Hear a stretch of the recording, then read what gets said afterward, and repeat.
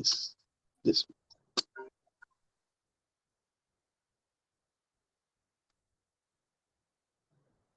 Okay, there's Dan. Yeah, sorry about that, Dan. All right, so we're waiting on Sarah.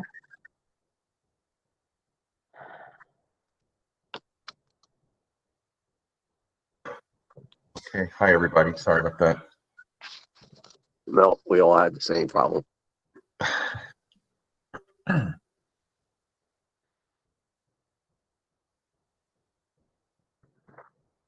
We only tested this out about 3 times, 4 times.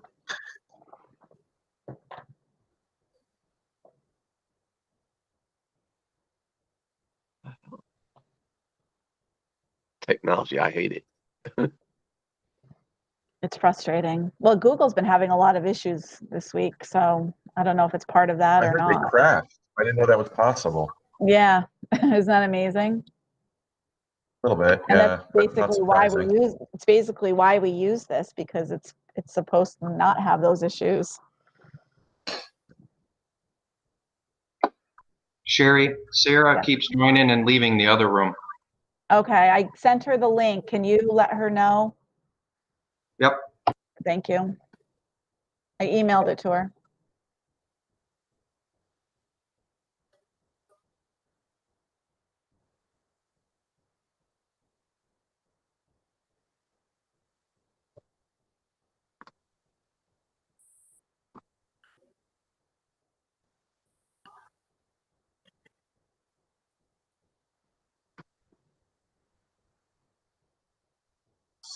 So are we going over reviewing those topics, that attachment that came out with the topics, or what's the? Yeah, you're going to review employing smart and effective policing standards and strategies. Right on. Okay. What the moderator suggested is that we go around and each of us take 5 minutes to kind of talk about our thoughts on it. And then after we've each had 5 minutes for us each to talk, then have more of a conversational dialogue with his suggestion. Yeah, we'll kind of follow that.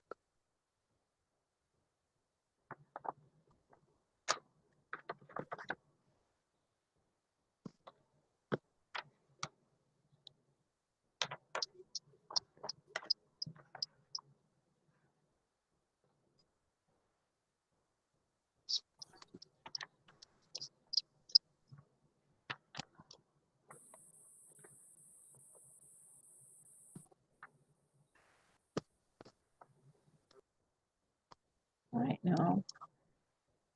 Should we get started, Newell? And then Sarah can join in. Oh, there she is. Yay. All right, Sarah, can you hear us? Hi there. Can you hear us, Sarah? Can you hear us? Sarah? I don't think she can hear us. I still have no sound. Oh, we can hear Anybody you. can hear me? She might not have her sound on her computer turned up. Sarah, did you check your sound button on your computer?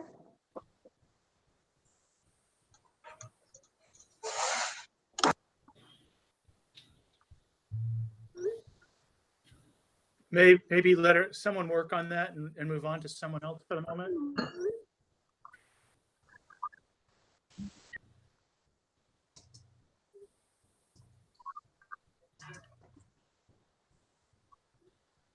I don't have her phone number. I have her phone number. Do you want me to give it to you? Yeah, send it to me. Okay. Or Kelly said Sarah could join the first group. So she could hear on that one, I think. You need to go, honey. But I need to tell you something. If you don't get out, I'm going to get really mad. Give me one for a second. You got to go out, honey. All right, we should try to get started though. Okay. So hello everyone. So I'm the co-chair of the police panel with Mike Benvenuto, Supervisor Mike Benvenuto, and also Chairman Morrell. We'd like to thank all of you for coming and participating. And our topics is going to be effective policing what is it? Effective policing standards and strategies. So what we're going to do is we're going to go around, and let me see, I have a list of how they put people up here, so maybe we'll go around and do it that way. We have Supervisor Lodonia, Supervisor Brary, Sarah, Supervisor Sterling, if we can get on board, and Supervisor Trista O'Tailing, if we can have her go next. So if we could, maybe we'll go with Supervisor Lagonia first. If you have any ideas or thoughts on smart strategies for policing.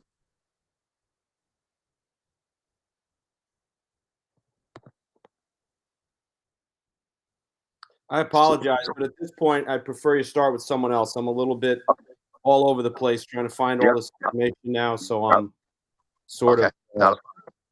So we could. I'll even skip down to Tristia, because Tristia was at the last couple of meetings. So if you could, Supervisor O'Taylor, go forward and give us some of your thoughts and ideas. Sure, I always have a lot to say. I set a timer on myself because otherwise I'm sure I'll go over. So a few thoughts I had in reviewing the documents for today's meeting. I really like the idea of community feedback. So it talked about, an advisory panel made up of community members. Along those lines, something along the lines of a civilian review board of sorts. I know Sheriff Bartlett, you talked about you guys don't have a lot of complaints, which is a great thing. And I don't remember your exact wording, Sheriff Bartlett, but something along the lines of, when complaints do come in, they're kind of solved through the chain of command. And I feel strongly that having somebody outside of that chain of command, because I do feel like a lot of times, it's your friend, it's your coworker, there's dynamics involved where if you can bring it to an outside group, you're not going to have those same internal dynamics that might be at play. So I would love to see some sort of civilian review board so that if and when complaints come in, they're brought to a panel that could certainly include, somebody from the sheriff's office, but had outside civilians as part of it. One thing I talked about last time that I feel very strongly about is looking at programs like Cahoots in Oregon. A lot of places, even here in New York, are coming out with pilot programs. The idea is somebody like Dan Massey, who is trained in mental health, and his department taking some of these calls. In Oregon, it ends up being about 20% of the calls that get rerouted, so to speak, into a mental health professional. And a lot of the calls that they're doing have to do with homelessness, somebody, urinating in public because they don't have a home. And really they're coming in and providing mental health support as well as housing and other supports. And I did hear Sheriff Bartlett talk about how he does work with mental health, which is wonderful. I would just like to see it flip in the other direction where on some of these calls, mental health is the first one called. And one of the concerns that was raised that I understand is, well, what if police is needed? What if, it's a dangerous situation? I do think that in those situations, and Dan, I'll let you speak for your department, mental health would be able to assess, okay, this isn't a safe environment for us to walk into, and they could then call on the sheriff, who I'm sure could be there, pretty immediately. So just turning it the opposite direction so that the mental health professionals only on some of the calls, depending on what the call is for. But there's a lot of programs out there. Cahoots has been around for over 40 years. I don't know if anybody was able to read some of the articles that I sent the links to through Sherry last time that got posted up on the website, but there's a lot of data to pull from. And one thing that was surprising to me in my research was that it actually is a huge monetary savings. So a lot of people, including myself, immediately think, oh, well, now you're involving another department, mental health, you're going to increase the overall costs. But the decrease in the amount of intervention that was needed when it was the mental health department being called for the mental health calls actually decreased the amount of spending. Now, obviously, the town in Oregon is a much larger town, but in the tune of hundreds of thousands of dollars they saved, and the outcome of the calls that required mental health services was just much more support services as opposed to criminal justice, because obviously, law enforcement is trained in criminal justice. That is what they're called for.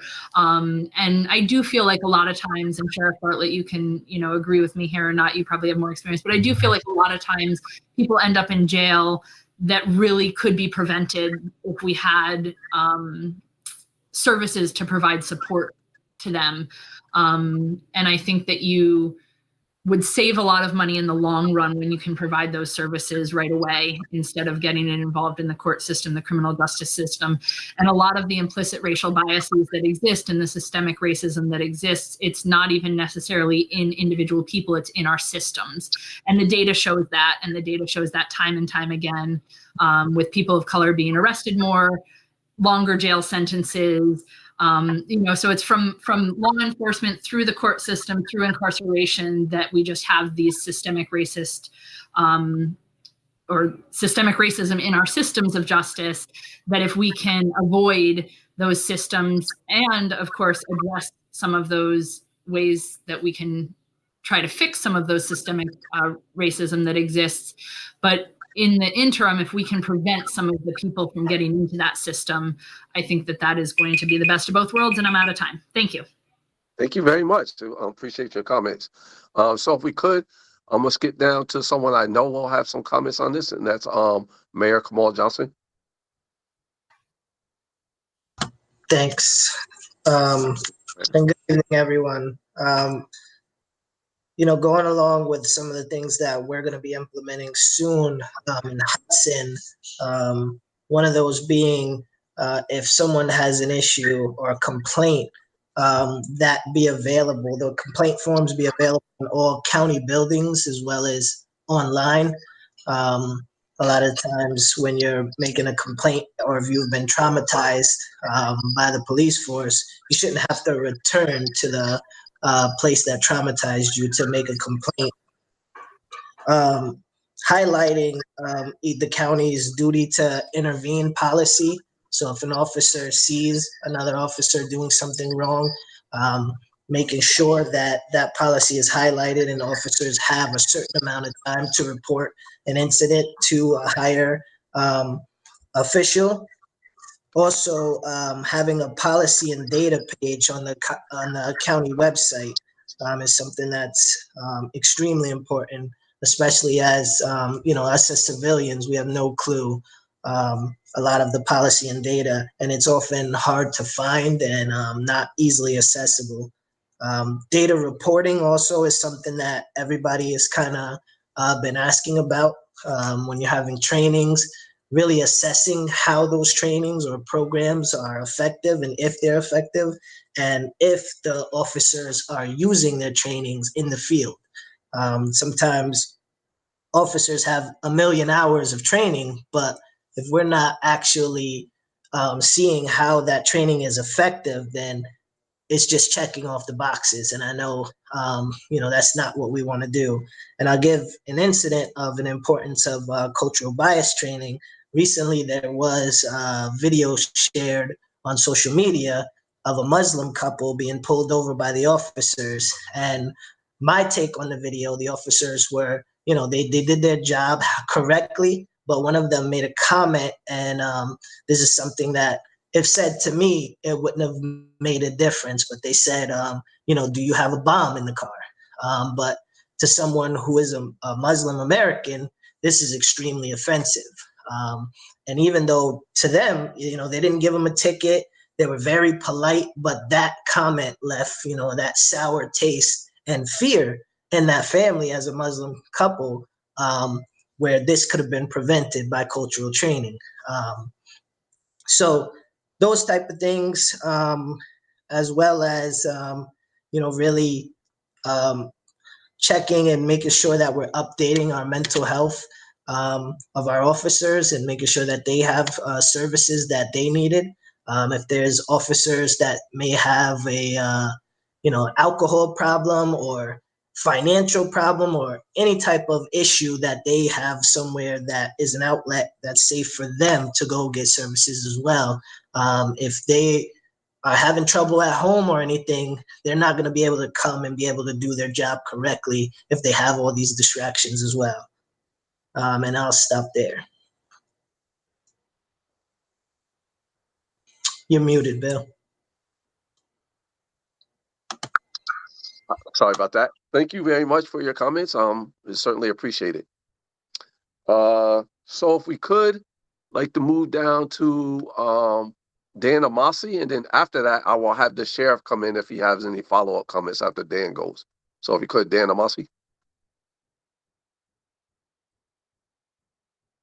You're muted, Dan.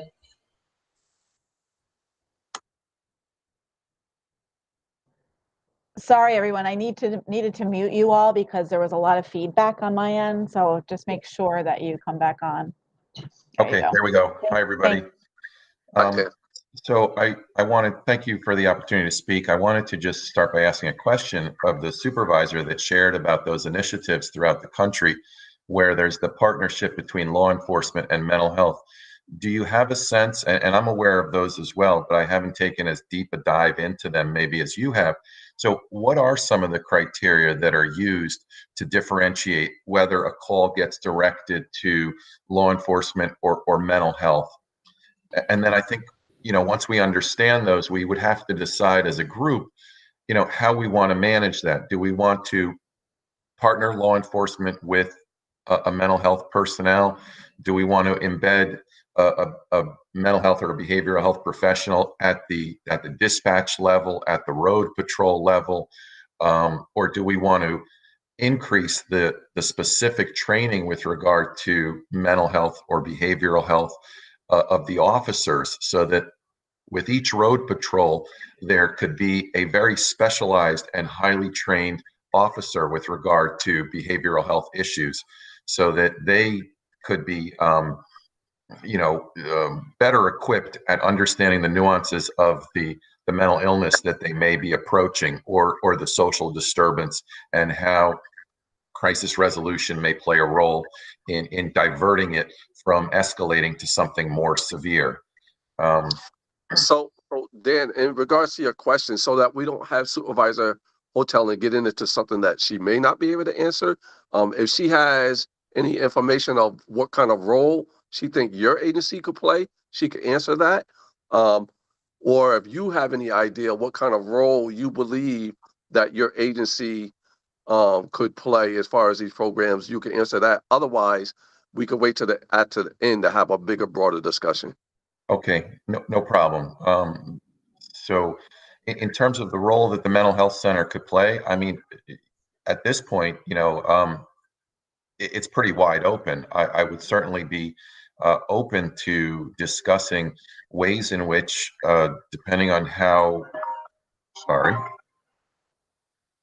what comes of this with regard to Sheriff Bartlett and the direction that this panel goes in, we would certainly be willing to partner and to staff and to work in any way that's going to improve this.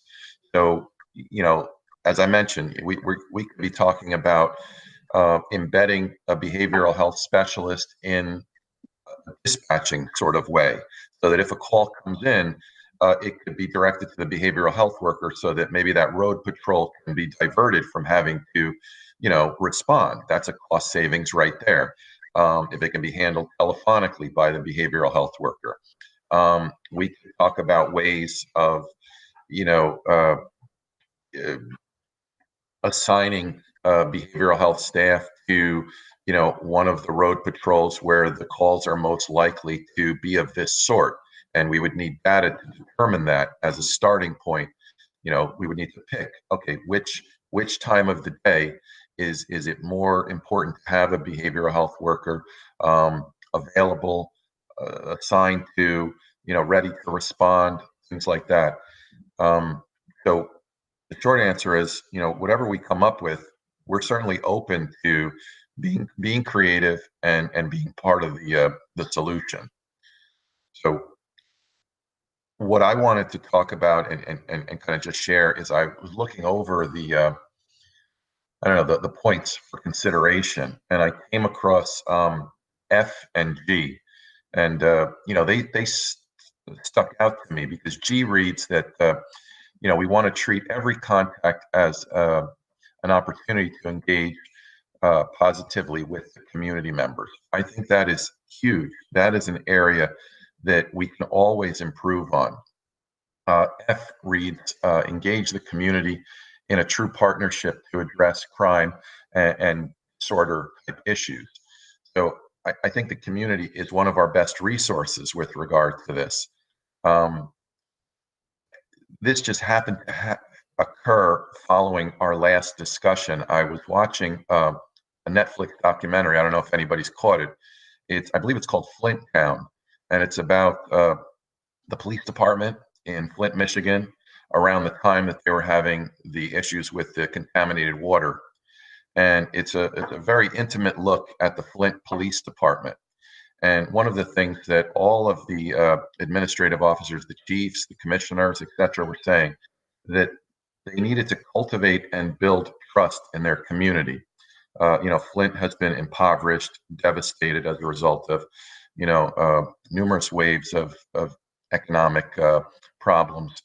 And the Flint, Michigan Police Department has had numerous problems as well in terms of cultivating relationships. So I think, a good starting point is, how do we improve the relationship with the community? How do we help them, have a positive image of law enforcement, see law enforcement as a resource, as a help, as opposed to some entity that they should fear or avoid? I think that whatever degree we can, we have to look at the community to give us the answers, much like what we're doing with these panels, but on a larger scale. Dan, your 5 minutes is up. Sorry, didn't realize it was 5 minutes. You're fine. I mean, you can finish your thoughts. I just wanted to chime in. That's pretty much it. I mean, I just wanted to touch on, what you had started us off with, and then also these two points that came up on the materials that I was reviewing. And just to chime in, I have a lot of answers to your questions. We don't have to answer them right now, as Bill said, at the end during conversation, but also I'd be happy to come meet with you or have a Zoom meeting, you and I. I know Sheriff Bartlett was interested in hearing more, so we could also have the three of us meeting and diving more into it as well.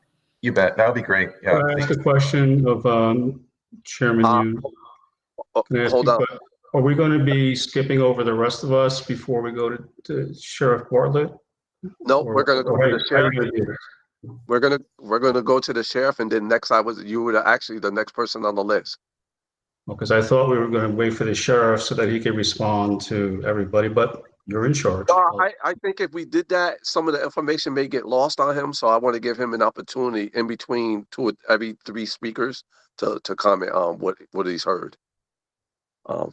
So if we could, Sheriff, if you have any comments on some of the things that have been said so far, you can speak up. If not, we will move on to the next speaker. Absolutely, Mr. Hughes. Thank you very much. And again, thank you for everybody coming here tonight. We can start out with mental health. Mental health there's a lot of calls that are out there that are mental health calls. With that being said, we don't know where they are. We don't know when they're going to happen. So I think the idea of possibly embedding a mental health professional in communications, I think that would be a good thing. It wouldn't work in my communications because if it's a 911 call, the problem is this, I guess the way to say it, you have several different communications PSAPs in the county, as well as another PSAP down in Poughkeepsie that takes care of the troopers. So how do you cover all the different dispatching centers where we could put a professional in there? It's a great idea because maybe they could screen it. Hey, something, maybe this is something that it can happen and we can maybe dispatch a mental health professional instead of a police officer, or it may be too dangerous, or when does a call turn dangerous? But we are always willing. The number one thing, and this is what I tell the young deputies, that, we're here to help people. At the end of the day, we're here to help people. And if somebody's having is in crisis and a mental health worker can help them better than a police officer, that's great. I mean, I think that's awesome. One thing Dan and Tistria, we'll talk about this later, but I would really, really want to have some type of security, situational awareness training for the mental health professionals, because I've been there. where we were engaged in a conversation with somebody. They did have a weapon. Mental health person did show up on the scene. They were really in the danger zone of that person. So just working together. At the end of the day, it's all working together. Jump into complaints because we only have so much time here. Again, we do not have a lot of complaints here. Everybody thinks there's tons of complaints on cops. There aren't. Somebody gave me a ticket. The officer was rude. I didn't like getting arrested because I shouldn't have been arrested. A lot of them are solved either on a frontline supervisor position, either by the sergeant or by the lieutenant. Where do you draw the line? If you want to send every single one to a civilian complaint board, a lot of them are very, I don't want to say small because nothing's small to the person calling it in. But a lot of them, it's not, they drew their gun on me, they beat me down, or they called me a bad word, or we don't see that. We don't see those type of complaints here. But not all trauma has to deal with violence. I understand that.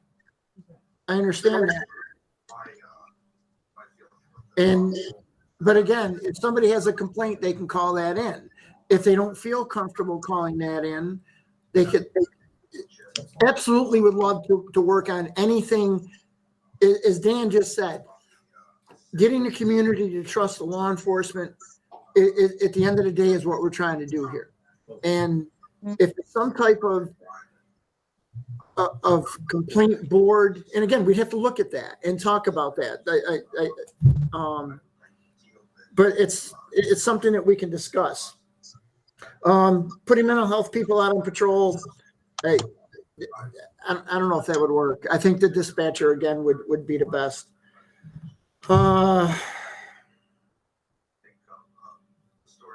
And working with the community.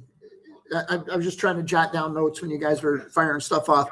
Yeah, if Sheriff, I'm gonna give you time to speak in between every co-speaker, so you don't have to rush through this right now. We're good. Go ahead, Bill. All right.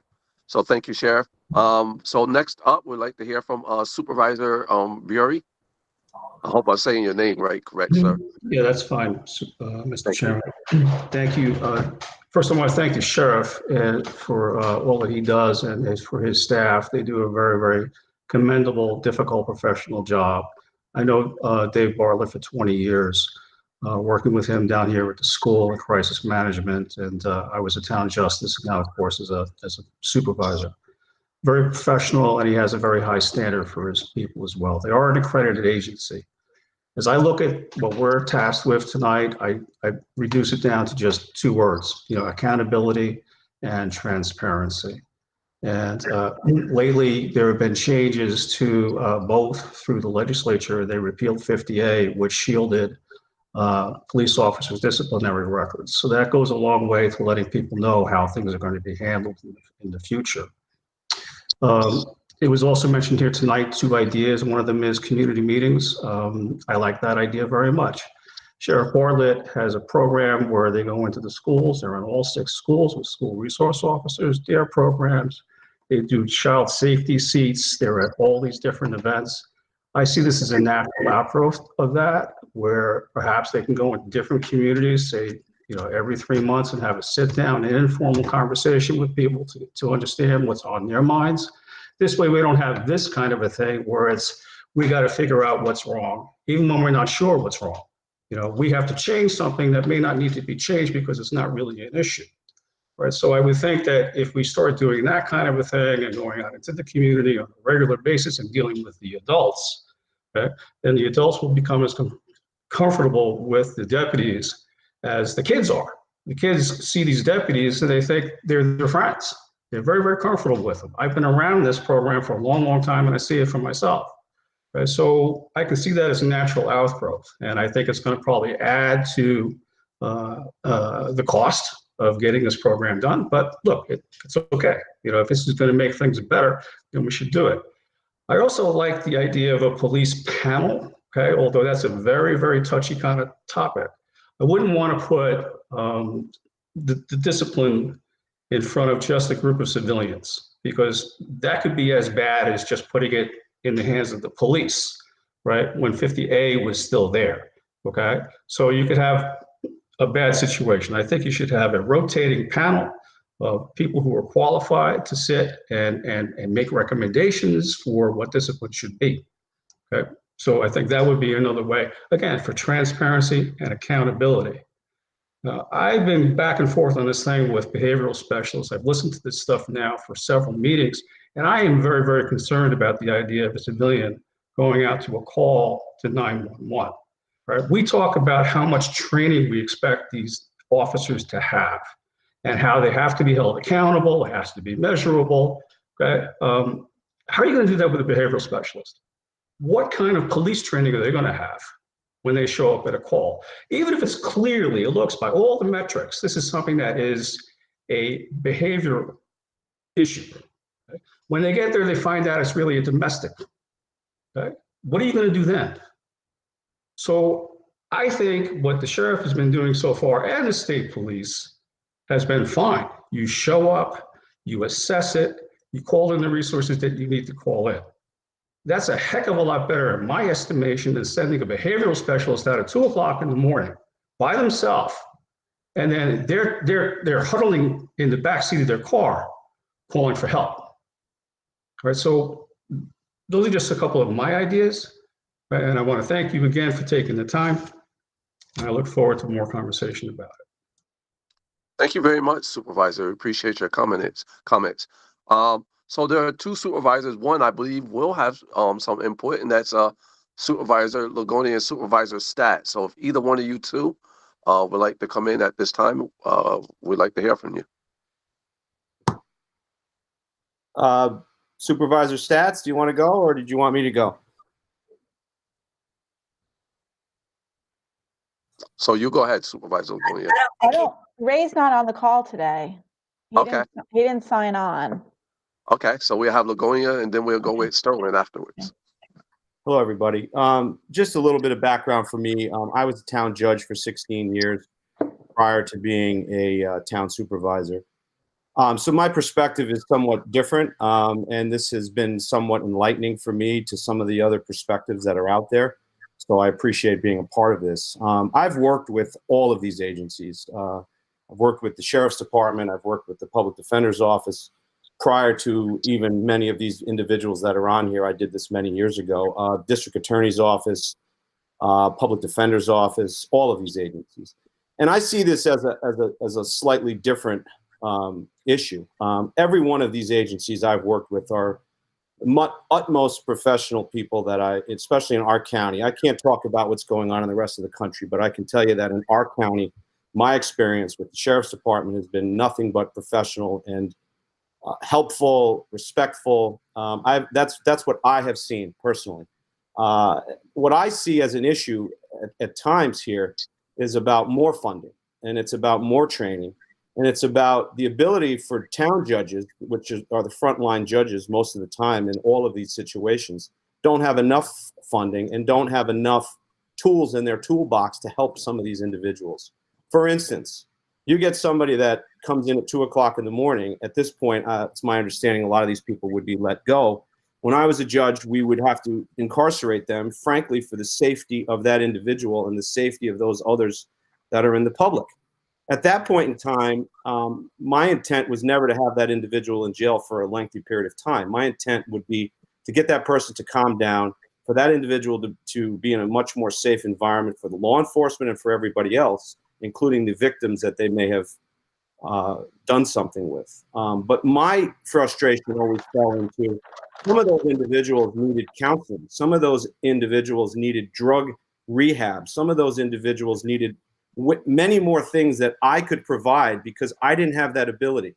I could sentence somebody to drug court. I could sentence somebody to a mental health evaluation, but I couldn't make that person stay there. It was always voluntary in our courts. And at times, the only thing that we could do was incarcerate that individual, which I didn't think was right all the time. As far as I have the utmost respect for our mental health department. Obviously, I'm the chairman of that department. I think that's a very challenging and difficult situation to be sending out mental health individuals I do think that the police need to be the front line individuals that assess these situations. They're the ones that are trained for these situations. They're the ones that should make that evaluation. And then there should be a partnership with mental health, whereas they could call somebody in that could come out and assist them. But I do think it's also a slippery slope, as Supervisor Berry stated. I think it's actually dangerous in some situations. Law enforcement go out there, these situations change on a dime. And I think we're putting the public and we're putting these defendants at more risk than we are by trying to put somebody else out there that's not equipped to handle those situations. So my opinion is, again, I appreciate being a part of this. I respect the fact of all of your opinions, and and there are many things that are coming out that make a lot of sense to me. I look forward to continuing working with everybody, but I just wanted to make it clear what my experience has been and my experience with the county and our sheriff's department, and I want to thank all of them for doing a very difficult job. So thank you. Thank you, Supervisor Lagonia, for all your comments. We certainly appreciate it. Supervisor Sterling, if you will. Hi there. I think I'm on. Yes, you are. Great.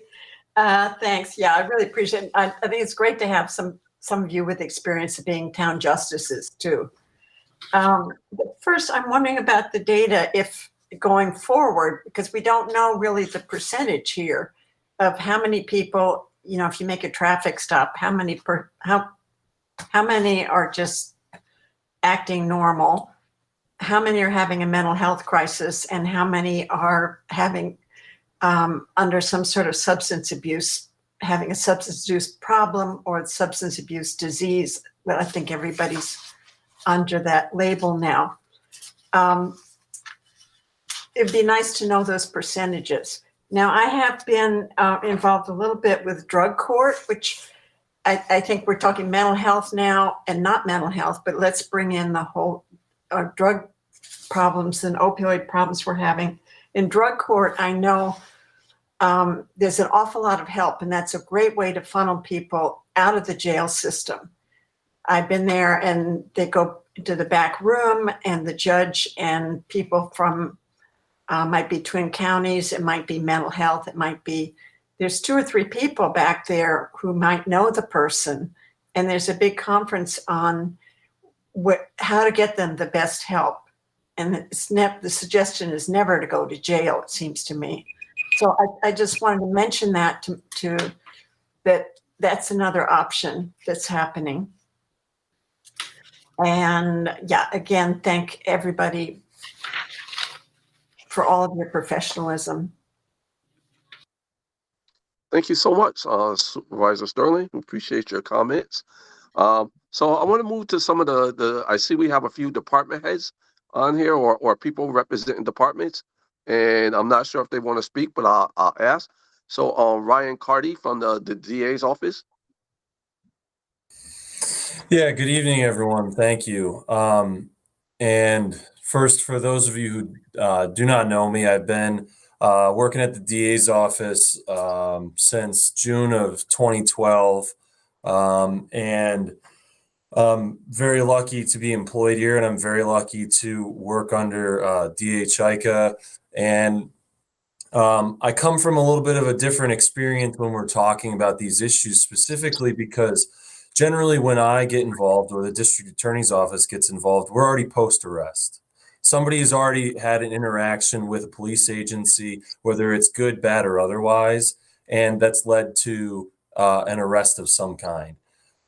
So it's very difficult at some points along the way to deal with some of the issues because a lot of those things happen before I even have an opportunity to get involved. And both Judges Lagonia and Judge Bury will also tell you that a lot of things happen before they even know about it. As Judge Lagonia actually touched on and Supervisor Hoteling talked about the types of programs and assistance to give all these individuals who come into contact with police. Unfortunately, every one of those programs is voluntary. And unless these individuals are in a position where they want to be helped and want to voluntarily go into these programs, it's very difficult for them to be successful. A lot of those programs can be the result of a sentence or court ordered, but a lot of people are choosing not to engage in them, specifically relative to substance abuse programs, especially right now. And as Judge Lagonia indicated, with the current state of the bail reform, just about every single person who is arrested for a drug-related offense is released from incarceration and is not subject to incarceration. As a result, those individuals have no opportunity to have immediate engagement in any sort of substance abuse treatment or substance abuse assistance or mental health assistance, because as soon as they're arraigned by one of the judges, they're immediately turned back out onto the street unless they're in a position where they voluntarily want to ask for help and get help, they're not going to get it because they're immediately able to just go back and continue doing what they've been doing. So that's a part of the problem, and actually one of the unintended consequences of that's a result from the bail reform that has come through this January. And then the other thing that I would just like to point out is when we are discussing a lot of the police interactions, and some of the times the people who have these police interactions do in fact become defendants. And as a result, they have rights just like everyone else, and whether they're New York State Constitution or the United States constitutional rights. But additionally, there's one set of people that we should not forget, and that with every arrest, there's also victims or survivors of a crime that also have rights. And their rights also need to be protected in conjunction with providing all the safeguards and making sure the system works as it's designed. Thank you so much, Brian. What I will say is the DA does, you're right, is post-arrest, but they do have a great deal of leverage when it comes to drug court and also some other ideas in relations to people with mental health illnesses. So I would suggest or say for you and the DA department to think about the role you could play in that capacity. So and if I can, I'll just respond very quickly. We're actually very supportive of treatment court, which is run by Judge Nichols. And there's only very few restrictions that we make recommendations to not allow someone to engage in treatment court. And generally, those are individuals who have committed violent felony offenses. Any such person who wishes to engage in treatment court, we are all for that, especially because it has been proven that it is successful. And as far as any time that we can refer or assist in anyone getting mental health treatment, it is available. But again, while we have leverage, it's still a lot of it is not. We cannot control it. A lot rests on the arm of the individual themselves, and that's just the way the system's currently set up. Great. Thank you for your comments. So next, we would like to go to Vince Dono. Good evening, everyone. Just a little bit about myself. I was born in Hudson, raised in Hudson, grew up in Hudson, lived here my whole life. And I've also, worked here my whole life, about 30 years, part of that in social services and part of that in the probation department. And I will say that, over the last 5 to 10 years, there are more services available now than there ever have been in my whole experience. And also the collaborative spirit between not only the county agencies and the not-for-profit agencies, collaboration is at an all-time high.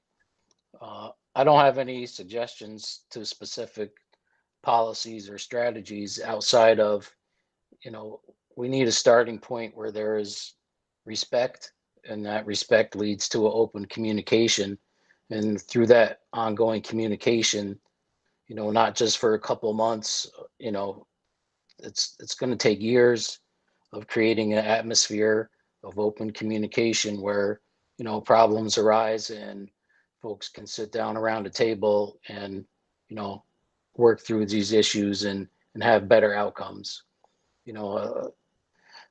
Better outcomes are what we're all looking for, and sometimes we have to look at ourselves and see what we can do better, and also listen to others. There's no one right answer. There's no one right opinion. It's going to be that collaborative spirit that I believe will get us to where we want to be. Thank you.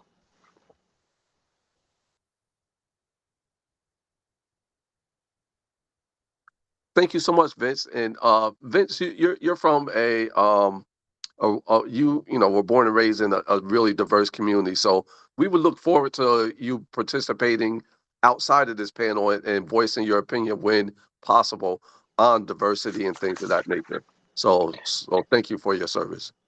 Yeah, no problem. Anytime. And, over the years, there have been several occasions where we tried to start out in Hudson and have a community meeting. And it's a hard thing to get people together. So, this is a good process in starting getting people together, but it can't end after these panels are over. People in each of these communities have to get together and keep the conversations going. I agree. So we'll move on to Captain Lewis Bray, if you have anything to comment, sir. He's all set, Bill. He's good. Okay, great. So after Captain Lewis Bray, then we're going to go to James Delaney. He's not on this call tonight. He could not join us. So I think everybody has spoken. Yeah, everybody has spoken. So just to go over a couple of ideas, because there were some really good ideas that were brought up. And some of them were well into discussion phase. Have had a lot of conversations with the sheriff, with the chairman, Supervisor Mia, Greg Mosley, and a few others who have really been, plowing through this information and taking to what you guys have been said. The mayor, your comments have had a lot of weight in some of the decisions that people are actually looking at. For example, one of the things that was brought up by the chairman, by the way, Chairman Morrell, was a community review panel. And so we've been batting that idea around of what that would look like and how would we put something like that together. And some of the ideas have been thought. Yes, we would like to have a community review panel, and this would be essentially as an intake panel. So if you had public comments or complaints, would go to this review panel. We're not sure on the total amount of members. Some of the ideas that were thrown out is possibly have 3 members, one from each caucus, so that it would, it wouldn't get so partisan, and then someone from the general public who would be chosen by the chairman, or move to 5 members, still having one person from each caucus, 2 people at large, and then someone from the county attorney's office. The makeup can be decided by all of you politicians. You guys are better at that than me.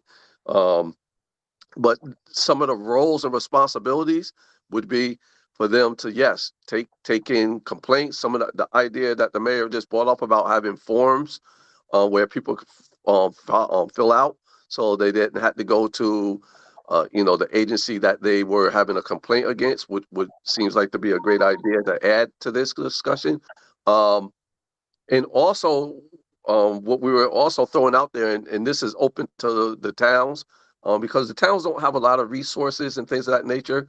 So if we put a board together like this, maybe they would like to join. And so if there was a complaint filed by someone that was regarding their town, it would go to the same committee and go through the same process. This would not be an investigative board. You would accept the complaints, send the complaints off to the particular agency, and then they would respond back to the board saying we did X, Y, and Z. Also with this board, because a lot of people brought this up, was data. Been having a lot of conversation around data. DCJS does put a lot of data out there, but the thought would be to have a deeper dive, maybe come up with some sort of website. Again, this is all in discussion, so it's nothing written in concrete. But maybe come up with a website where you're having more information that is gathered. The information is gathered already, but you would have to have a committee sitting down with the sheriff and the county attorneys and all these agencies to make sure the data that we are releasing is data that can be released to the public. Bill, you've and I got a know number of people asking questions really about the first piece. You see Okay. the hand raised out there? I mean, I jump can't see to the that for topic. myself. So Okay. You got Mayor Johnson and Dan Massey and Sheriff Bartlett all want to talk about the first piece. You're moving okay, on great. to- okay. Thank you. No, so we'll go to Mayor Johnson to go first. Thanks, Bill. I just had a quick question generally, and I guess I can ask this to, the sheriff and some of the other officers and people in that sector. But like, what is the goal of this group? Because it seems like a lot of us are doing research and putting out real forms, and then it just seems like it's like, well, we do this, we have a program here and we're doing this, everything's great, but like this isn't to evaluate, if the department is great. This is to help and build trust into the community, and these are the things that the community want to see. This isn't saying an officer is bad or good. And like, I just think we need to define that first, or we're going to keep running into us throwing out all of these ideas and initiatives just to run into, it's not going to work, or this has to happen that way. And we have to get out of the fact that reform means like, we're chastising police. I feel like it's like a Alcoholics Anonymous thing where people come on, they're like, I work with Sheriff Bartlett, he's a great guy, and I want to, like, we're not saying that he's not a great guy. We're just saying that we want to build reforms for the community. Like, if you look at other agencies or other, like Chick-fil-A has 20,000 applicants, franchise applicants a year. Only about 80 actually make it in. So we have higher standards for Chick-fil-A and like the trainings and stuff that they do than we can for our officers that are here to serve and protect. And I just want to focus on that instead of us going around and like every meeting seeming the same.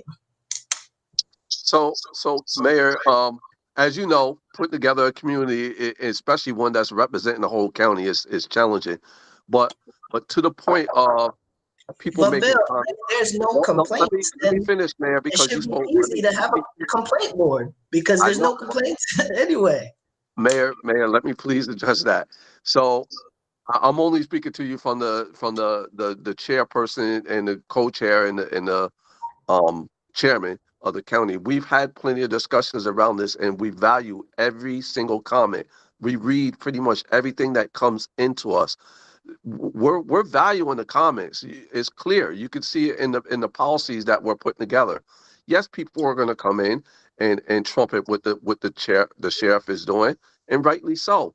But we should, and as you have said, and as I have said, this is not a process to impugn the sheriff's department. This is to actually vet out ideas. And people are putting out there some of the good things that'll be done. We want to make sure we aren't doing some of the things that are already being done.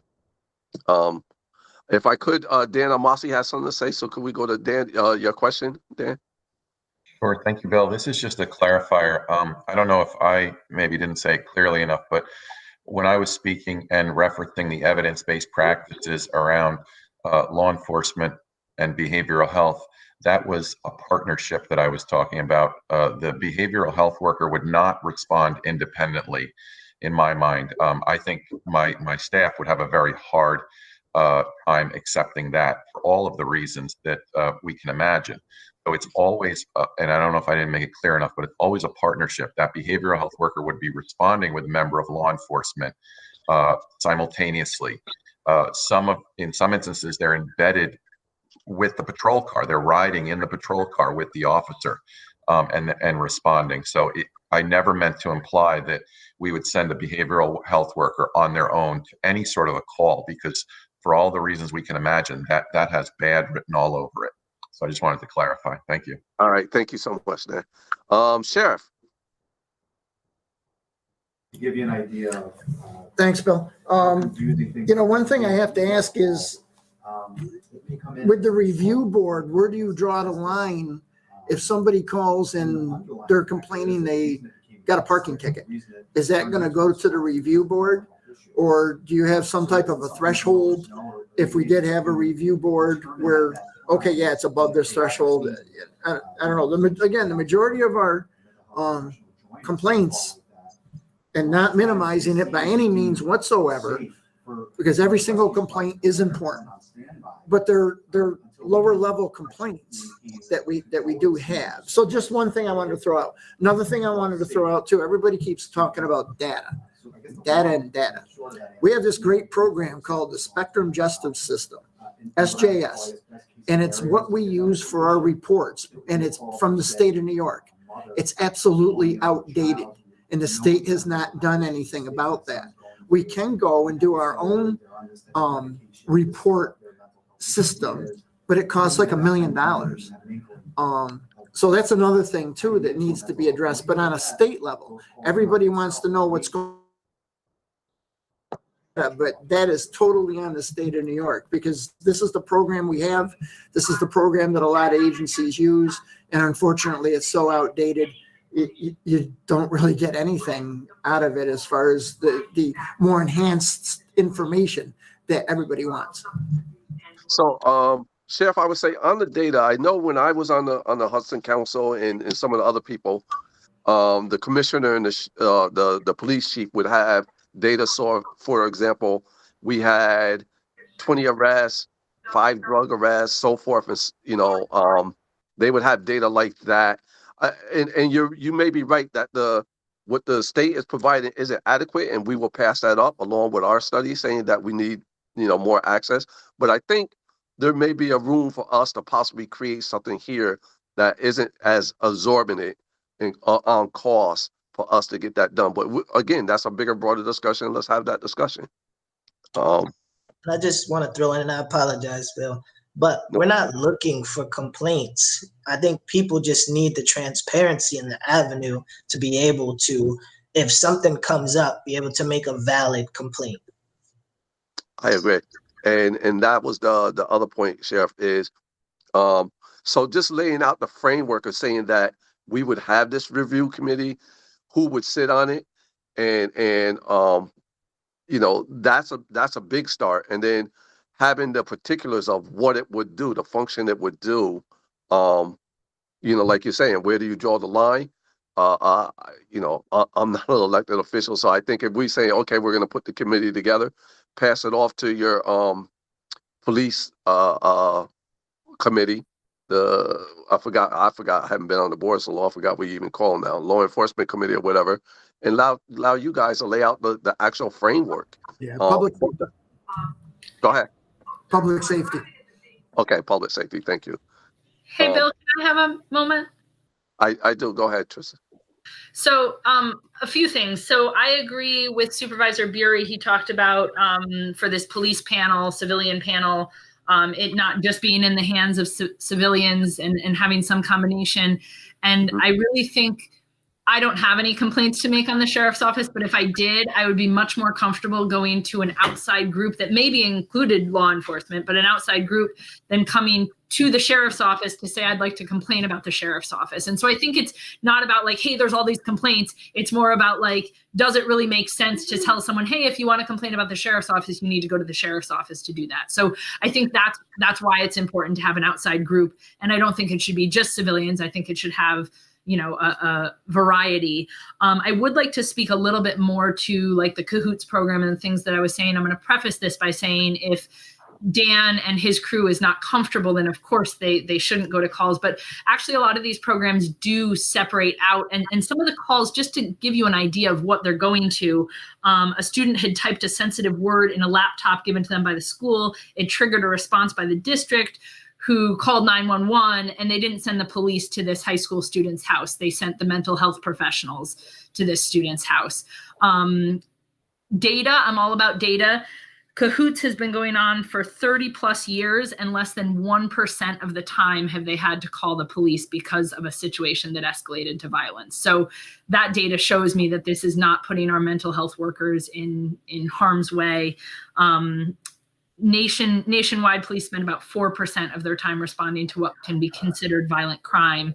So 96% is on nonviolent crime. Obviously, you don't always know, which way it's going to go, but a lot of the calls that they're going on are, like I said, homeless people, physical health problems. Sometimes a physical health call comes in to 911. They actually will send a paramedic and mental health. There are calls that they will call in the police and mental health. So it's really, and one thing Cahoots does, and we can talk more in detail, but I do think we should look at the programs that exist and have been working as a base model. And then obviously one size fits all is not the model here. So we will come up with something that works for our county. But they actually, what they do is the Cahoots team, the mental health team, is in on the 911 calls. And the 911 calls come in. And if the mental health professionals feel like the basis of the call is something they could really handle, they actually communicate, hey, we've got this, and we will give the police a call if we need their backup. And then they'll go and kind of suss out the situation. So just to clarify, it really, in the 30 years it's been going, hasn't been putting mental health professionals into dangerous situations. And I don't think that anybody wants that. So, I'd be happy to have more in-depth conversations because the data is there. Obviously, we don't need to do it exactly the same as any other city or town has done it. The data that we have is actually on larger districts, like the one from Cahoots. They have $2 million that they've saved. The budget is $2 million for the Cahoots program. It saved an estimated $8.5 million annually in public safety, plus $14 million in ambulance trips and emergency room costs. So obviously our program is not those kinds of numbers. But I'd be happy to share. So just so people know, I'm actually graduating college on Sunday, and it was criminal justice that I was focused on. In every paper that I wrote on implicit racial biases, systemic racism in some of our programs, and specifically things like the Cahoots program. So not that I'm an expert in any means or ways, but I've written about 10 papers on it. So I'd be happy to have further conversations and share, not my word on it, but share some of the documents and some of the data that is out there. Thank you. Yeah, that's awesome. And I would suggest, I will put out there, as moving forward, if the chairman were to structure something after this panel on that, I would recommend that he tap you for it as well. Okay, I just want to remind you, Bill, we've got about 5 minutes to kind of start wrapping up. Is that correct, Newell? Oh. Yeah, I'm looking 7:23. I was just going to ask if there's anybody on the on the committee that had any other comments. Newell, can you hear us? Newell? You're on mute, Newell. Let's see. Oh, there you go. All right, so we've got about 5 minutes to wrap up, Newell. Oh, we can't. Button is there. No. There you go. Now I can. Okay. Okay. What I'm going to suggest is for those of you that can, to take anything you heard that was like kind of main highlighted ideas and put them in the chat. Can you guys all access the chat button? If you could put your key ideas in the chat of what are the main recommendations that you would want to make going forward on what you'd want to have happen, just at a highlight level so that we've got it. Or if not, no, so they wouldn't feel that they're under the gun, write it up and email it to either Sherry or I or somebody, and we would make sure that it gets picked up. That may be easier for people. Okay, we could or email it to both of us. Actually, would be better. I just want. Okay. Yeah, I don't want hand raised here. You got a hand raised here. Rob? Supervisor Burry. Nope, Lagonia. Oh, Lagonia. I'd like to expound on, I know we don't have a lot of time here, but maybe something for food for thought. It's something that the mayor talks about, which are complaints, and having another avenue to file complaints. And I'd really like to hear what his thoughts are on that. I'd really like to also hear specifically how that works now at the sheriff's department, because I don't see that making a complaint to the police department is any different than complaining to the DA's office, complaining to the IRS, complaining to the labor department, complaining to DEC, because these are all agencies that you're afraid have a lot of power and authority over you, and you don't want to piss anybody off. I'll just say it like it is. So I'd like to understand how that could possibly work, and presently what the procedure is. I also would like to know from Rob, our county attorney, if there internal investigations when you're looking at a complaint, who can actually know about that, and at what point does that become public information? So I think that's a larger discussion that has to take place, and I think you could have a pretty grand conversation around that. So thank you. Supervisor Magonia, I'm gonna have the sheriff. Let me have the sheriff answer him first, Mayor, and then you can comment. Okay, Bill, I'm on. Thank you. So if a complaint comes in, it would come in, again, maybe to a frontline supervisor, so that would be a sergeant, or to a lieutenant, or to a captain. A complaint could come to me. I would give it to the lieutenant or to the captain at that point in time. And you would have to gauge what the complaint is. Criminal, non-criminal. Is it something that's extremely bad, where I need to get our internal affairs unit involved, or our criminal investigation branch involved? Anything that's super bad, again, criminal in nature, so on and so forth, internal affairs is immediately involved in this. We've handled cases in the county before where there's been issues with county employees, and IAB has also handled that. So an investigation is done. It's moved up through the chain of command, and again, several different determinations are made. It may be just a retrain. It may be a counseling. It may be discipline at that point in time. If we go into discipline at that point in time, do we handle our own internal discipline if it's something minor, where maybe somebody just gets a letter in their file, or maybe they just get a couple of days off? Or is it something more major where we would actually get the labor attorney involved for the county? And then the labor attorney would also be involved with drawing up charges and going forward with charges, not criminal charges, but internal charges. So basically, in a nutshell, that's how it works.